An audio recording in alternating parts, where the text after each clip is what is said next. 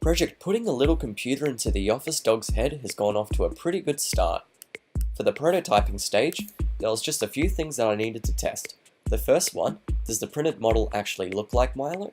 2, does it actually stand upright once printed out and hollowed out for all the circuitry? 3, what would a contingency plan look like if I can't get the circuitry into it? 4, how big does it actually need to be in order to get the full effect? And 5, does it print well without any major scaffolding issues? To test each of these potential issues, I printed 4 different models, each with different sizes, purposes, and slight variations. The first model was to test the initial printing process and to see if the model would work. I created a quick tube to hollow out the center and mesh mixer, then added a few more details in Sculptress. This was to simulate what would eventually be the hollowed out parts that would fit the Raspberry Pi and the speakers. I was pretty impressed with how well it printed. There was no scaffolding other than the base plate, which was very easy to get off. The curls looked a lot better once printed out, and the small hole in the bottom didn't cause any issues. However, my main problem with this model was that it didn't look enough like Milo. For the second model, I wanted to test if it would stand upright when printed out as a bigger version.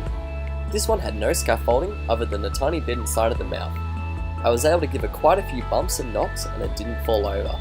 I was also able to closely inspect which parts of the model were still looking strange and which parts needed a little bit more editing. Instead of putting it into Mesh Mixer like last time, I found Sculptress was perfect for what I needed to do. I simplified the model, added some more carving around the ears and the nose, flattened out the eyes a little bit more, and added a few more curls around his head. The largest model was all about the required space and size. I wanted to know what was the smallest I could make the model while still being able to fit the Raspberry Pi into the base. I also wanted to know what size I would have to make the mouth in order to fit a small USB microphone and speaker, and this would also give me a good idea of the final size I would need to build it at, in order to make it look impressive on the reception table. I gave it just enough space to fit the Raspberry Pi, with a small amount of padding on both sides for any casing in order to protect it. There was also just enough room for a micro USB to poke out of the mouth for any speakers or microphones. However, I didn't accommodate the extra space required for the USB plugging into the Pi, which is something I'll need to fix for the next model. I also discovered that this side was going to look a little bit too small on the table, and that the scaffolding was going to be very tricky to dig out of the bottom compartment. This may need to be solved by cutting Milo into 2 pieces and then gluing them both together at the end.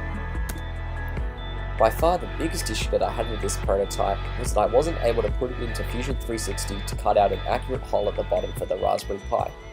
Due to my model being a mesh rather than a solid, I wasn't able to cut a shape out of the bottom for the Pi. As this was very important for my latest prototype to have, I had to return to my old nemesis Mesh Mixer in order to create a temporary hole. For the future prototypes, I'm going to have to learn how to cut this out in Maya. The problem with Mesh Mixer was that I wasn't able to create a shape with straight edges. Every generated shape had a rounded edge, which led to very inaccurate slices when printing. This also prevented me from creating a lid for the bottom, as there was no way to get it to line up. Finally, the smallest model was created to give an idea of what the model would look like if I had to put the Echo Dot into it rather than having the Raspberry Pi. I wasn't a big fan of what this looked like, however I think it would look better on a bigger scale, and it was good to have a fallback in mind. Overall, my 4 models taught me that the base model is a good shape, it needed a little bit more detail, I'll have to rethink some of the circuitry holes, and then I'll also have to learn a new modelling program and technique.